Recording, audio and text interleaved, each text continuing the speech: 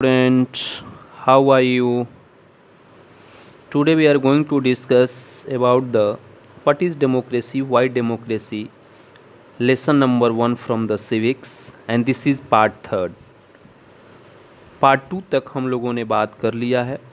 Part 3 की बात करने जा रहे हैं, जिसका मेन डिस्कशन का जो पॉइंट है, जो टॉपिक है, 1 पर्सन 1 वोट 1 वैल्यू। दूसरा टॉपिक है rule of law and respect for right. ये दो चीज़ पर बात करेंगे। और तीसरा जो पॉइंट है already has not written here, वो लिखा हुआ नहीं है यहाँ पर, argument for the democracy behalf of the merits की बात करेंगे हम लोग। तो चलते हैं हम लोग अपने टॉपिक पे। कह रहा है, एक क्वेश्चन है यहाँ, टॉपिक है, सॉरी क्वेश्चन नहीं है, टॉपिक है 1 पर्सन 1 वोट 1 वैल्यू। इसमें ये देखना है कि सऊदी अरबिया का केस स्टडी की बात करेंगे। क्या वहाँ की सरकार जो है सऊदी अरबिया का, क्या वो डेमोक्रेसी गवर्नमेंट है या non democracy form of the government है। तो यहाँ पर देख रहे हैं हम लोग कि 1 पर्सन 1 वोट 1 वैल्यू जो लिखा हुआ है, this is a feature of the democracy. ये किसका फीचर्स फॉलो कर रहा है, किसका है, डेमोक्रेसी का, यानी एक व्यक्ति एक वोट और एक वैल्यू, राइट। इस फीचर्स को ये फॉलो कर रहा है। लेकिन यहाँ पर हम देखेंगे कि सऊदी अरबिया क्या 1 पर्सन 1 वोट 1 वैल्यू पर फीचर्स पर बेस्ड है, वहाँ की गवर्नमेंट है या नहीं है, उसी की चर्चा करने जा रहे हैं। तो देख रहे हैं यहाँ पर क्या है कि अनटिल 2015 तक women did not have right to vote. कहा जा रहा है कि 2015 तक वीमेन को कोई भी अधिकार वहाँ पर वोट देने का नहीं था। लेकिन डेमोक्रेसी का फीचर्स कहता है कि 1 पर्सन 1 वोट 1 वैल्यू होना चाहिए। लेकिन यहाँ पर सऊदी अरबिया के वीमेन को अधिकार वोट देने का नहीं था। तो इस आधार पर हम कह सकते हैं, इस डेटा के आधार पर कह सकते हैं कि वहाँ की वीमेन को कोई अधिकार नहीं था, जिसका मतलब ये हुआ कि वो डेमोक्रेसी कंट्री नहीं है। क्योंकि डेमोक्रेसी कंट्री क्या करता है कि it also provide the equal opportunity and equal choices का अधिकार देता है, और 1 पर्सन 1 वोट 1 वैल्यू का अधिकार देता है। लेकिन यहाँ पर वैसा देखने को नहीं मिल रहा है। केवल मेन पर्सन को ही यहाँ वोट देने का अधिकार है, वीमेन को नहीं है। That means this is not a democracy country. ये डेमोक्रेसी कंट्री को फॉलो नहीं करता है। उसी तरह से इस्टोनिया जो है, इस्टोनिया की बात करें, केस स्टडी की बात करें, तो यहाँ पर कह रहा है कि people belonging to Russia minority find it difficult to get their right to vote.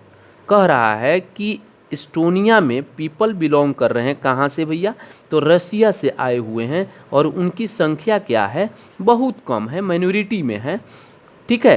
तो वहाँ की सरकार जो है, इस्टोनिया की सरकार जो है, इनको राइट टू वोट में क्या है, अधिकार नहीं देती है।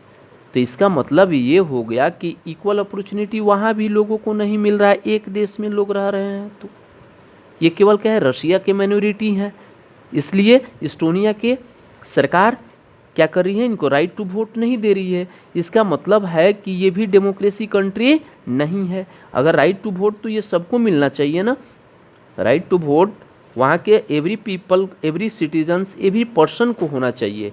लेकिन ऐसा नहीं कर रहा है, ये डेमोक्रेसी के फीचर्स को फॉलो नहीं कर रहा है। इसका मतलब ये है कि ये नॉन डेमोक्रेटिक कंट्री है, ठीक है।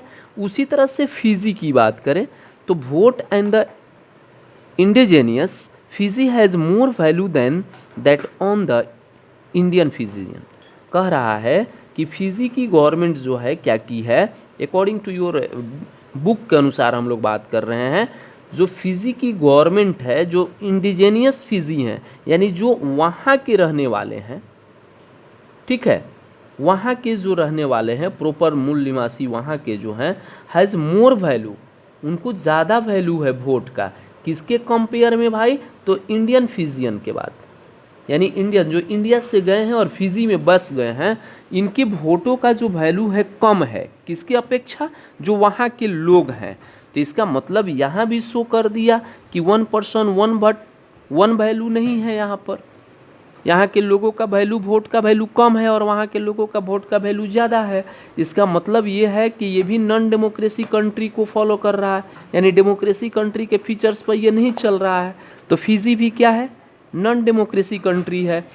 यानी democracy is based on the fundamental principle of the political equality पर बेस्ड होना चाहिए हमारा डेमोक्रेसी। लेकिन क्या ये equal principle of political equality है यहाँ फिजी में? तो नहीं है। इस्टोनिया में है? नहीं है। सऊदी अरेबिया में है? नहीं है। तो that means we can say that this is not follow the features of the democracy form of the government. So we can say that Saudi Arabia, Estonia and Fiji are non-democratic country. Is it clear? So next topic is here. Second is here कि role of law and the respect for the right. Role of, ठीक है, role of law and respect for the right. अब हम लोग थोड़ा सा Zimbabwe का case study करेंगे, तब पता चलेगा कि रेस्पेक्ट मिलना चाहिए वहाँ के लोगों को या नहीं मिलना चाहिए। हमारा डेमोक्रेसी कंट्री जो भी हैं, ये कहा जाता है कि हर एक आदमी को यहाँ पर क्या है कि role of law and respect for the right का अधिकार मिला हुआ है। कहाँ के लोगों का? डेमोक्रेसी कंट्री के जो भी लोग हैं उनको। जैसे भारत का ले सकते हैं, तो भारत में इस तरह का है कि रेस्पेक्ट फॉर द राइट सबको मिला है। ठीक है, तो अब कह रहा है कि जिम्बाब्वे का केस स्टडी पता करें, केस स्टडी के माध्यम से पता करें कि क्या जिम्बाब्वे डेमोक्रेसी कंट्री है या नॉन डेमोक्रेटिक कंट्री है या नॉन डेमोक्रेसी है। थोड़ा सा देखते हैं। तो कह रहा है कि जिम्बाब्वे जो है 1980 में इंडिपेंडेंट हुआ, यानी इसकी स्वतंत्रता कब मिली? 1980 में मिली। और रूल्ड बाई किसके द्वारा? यहाँ पार्टी कौन रूल करता है? तो जानू पीएफ, उस पार्टी का नाम है जानू पीएफ। ठीक है, सुन के तो बहुत खुशी लग रहा होगा जानू पीएफ के बारे में। तो जानू पीएफ वहाँ की पार्टी है। कहाँ की पार्टी है भाई? तो जिम्बाब्वे की। उसके बाद लीडर कौन है? जानू पीएफ पार्टी का लीडर कौन है? तो बड़ी नाम, बहुत सुंदर नाम है, रॉबर्ट मुगाबे। क्या नाम है उनका? Robert Mugabe. रॉबर्ट मुगाबे हैं। ही used unfair practice in election. ये क्या करते हैं? हमेशा इलेक्शन में अनफेयर प्रैक्टिस करते हैं, यानी ये क्या करते हैं? फेयर रूप से वहाँ चुनाव नहीं होता है और ये किसी न किसी रूप में क्या करते हैं? इलेक्शन जीत जाते हैं। अमेंडेड कॉन्स्टिट्यूशन इज़ फेवर, और क्या करते हैं? जो वहाँ का संविधान है जिम्बाब्वे का, ये उसमें अमेंडेड किए हों। अमेंडेड का मतलब होता है सुधार करना। क्या है भाई? तो अपने फेवर में कोई भी चीज़ जोड़ने का काम करते हैं कॉन्स्टिट्यूशन में, कि मेरे फेवर में संविधान में लिख देते हैं जो हमारे पार्टी को क्या करे? फेवर करे। इसके बाद करा है कि opposition party workers were harassed. जो अपोजिशन पार्टियां हैं, जो विपक्ष की पार्टियां हैं, वो हमेशा क्या करती है? हमेशा हरास्ट हो जाती है, यानी कहने का मतलब निराश हो जाती है। क्यों? क्योंकि वो जीत नहीं पाती है। उस तरह का संविधान में प्रावधान है। प्रोटेस्ट वाज डिक्लेयर्ड इलीगल, और पूरी तरह से क्या करते हैं? वो इलीगल घोषित कर दिए जाते हैं उस पार्टी को। Television and radio were controlled by the government. यहाँ तक कि जो रेडियो टेलीविज़न, जो न्यूज़ की बात है, सेंसरशिप की बात है, वो कौन कंट्रोल कर लेता है? वहाँ की गवर्नमेंट। और अपने सुविधा के अनुसार, अपने सरकार की बड़ाई के लिए क्या करता है? समय समय पर ब्रॉडकास्टिंग करता है। Judiciary was also ignored bye the government. Judiciary को, जो भी वहाँ का जुडिशरी है, उसको क्या कर रही है? गवर्नमेंट इग्नोर कर देती है उसके जजमेंट को। ठीक है, तो इस केस स्टडी के माध्यम से यही पता चला कि जिम्बाब्वे की जो जानू पीएफ पार्टी है वो मनमानी कर रही है। रॉबर्ट मुगाबे जो हैं वो मनमानी कर रहे हैं। वो सिर्फ अपने बारे में सोच रहे हैं, अपने सिंगल पार्टी के बारे में सोच रहे हैं। तो क्या इस तरह की फीचर्स को देखकर, इस तरह की केस स्टडी को देखकर क्या आपको लगता है कि जिम्बाब्वे डेमोक्रेसी कंट्री है? मेरे हिसाब से तो ये नॉन डेमोक्रेसी कंट्री है, क्योंकि डेमोक्रेसी कंट्री का कोई फीचरेज नहीं है। यहाँ पर अपोजिशन पार्टी को क्या किया जा रहा है, हरास किया जा रहा है, उसको बार बार टॉर्चर किया जाता है, इलीगल डिक्लेयर कर दिया जाता है कि गैर कानूनी पार्टियाँ हैं अपोजिशन पार्टी, टेलीविज़न रेडियो को अपने अंडर में ले लिया है। तो ये कैसा भाई डेमोक्रेसी है? मेरे हिसाब से तो ये डेमोक्रेसी नहीं है। ठीक है, तो व्हाट वी हैव लर्न, हम लोगों ने क्या सीखा? तो ये सीखा कि popular government can be undemocratic. ये पॉपुलर गवर्नमेंट होते हुए भी देखने में लगता है कि ये क्या है, बहुत पॉपुलर गवर्नमेंट है वहाँ की। तो पॉपुलर गवर्नमेंट का मतलब ये सिंबल नहीं है कि वो डेमोक्रेसी कंट्री है। वो किस तरह की कंट्री है? अनडेमोक्रेसी है, नॉन डेमोक्रेटिक कंट्री है। यानी a democratic government rule with in the limit set by the constitution law and citizen rights. Democratic government का मतलब है कि वो ऐसा रूल हो, ऐसा नियम कानून हो जो लिमिट में हो, पहला चीज़, और कॉन्स्टिट्यूशन लॉ के अकॉर्डिंग हो, सिटीजन राइट्स के अकॉर्डिंग हो, सिटीजन राइट्स के बिहाफ में हो, सिटीजन्स के बिहाफ में हो, कंट्री के बिहाफ में हो रूल एंड रेगुलेशन, उसको हम कहते हैं डेमोक्रेसी। इस तरह से मनमानी करने वाली पार्टियों को हम डेमोक्रेसी कंट्री या democracy form of the government नहीं कहेंगे। तो हम लोग यहाँ तक सीखे, आपको पता चला होगा कि कौन सी कंट्री डेमोक्रेसी कंट्री है और कौन सी कंट्री डेमोक्रेसी कंट्री नहीं है। Is it clear? Next topic जो है हम लोग बात करेंगे, कह रहा है कि argument for the democracy, the argument in a favour of democracy. कह रहा है कि जो भी हम आर्गुमेंट करेंगे, एक स्टोरी के माध्यम से यहाँ आर्गुमेंट किया गया है। क्या है भाई? तो एनसीईआरटी बुक आप जब पढ़ेंगे तब आपको पता चलेगा कि क्या आर्गुमेंट है। यहाँ पर लिखा हुआ है, मैं उसी की बात कर रहा हूँ। The argument in a favour of the democracy. हम आर्गुमेंट कर रहे हैं किसके फेवर में भाई? तो डेमोक्रेसी के फेवर में हम आर्गुमेंट कर रहे हैं, यानी हम मेरिट्स बताने की कोशिश कर रहे हैं। किसका? डेमोक्रेसी का।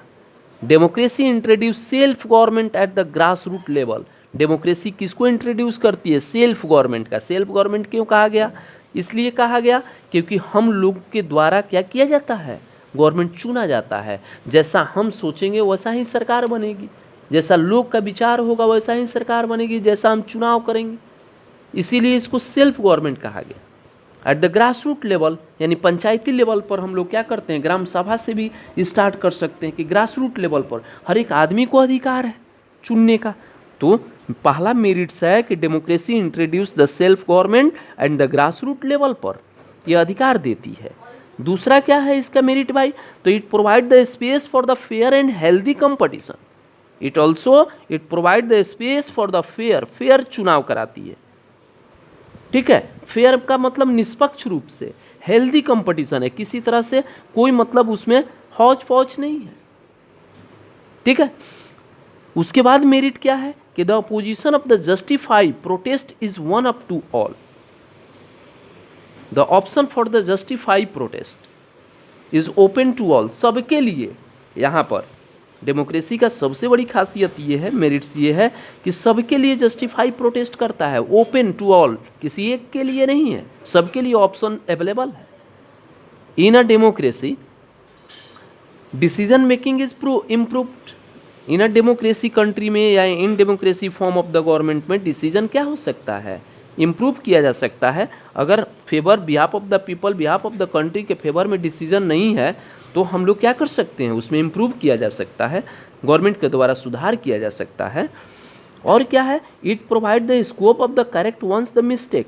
अगर किसी तरह की मिस्टेक हो गया है तो उसमें सुधारने की गुंजाइश होती है। किसमें? डेमोक्रेसी में।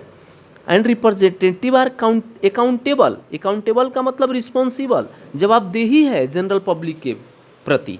ये नहीं कि आप कोई भी लॉ बना दीजिए और जब लोग पूछने लगें तो रिस्पॉन्सिबल नहीं है, अकाउंटेबल होगा, जवाबदेही है। ठीक है, उस तरह की सरकार होती है हमारे डेमोक्रेसी में।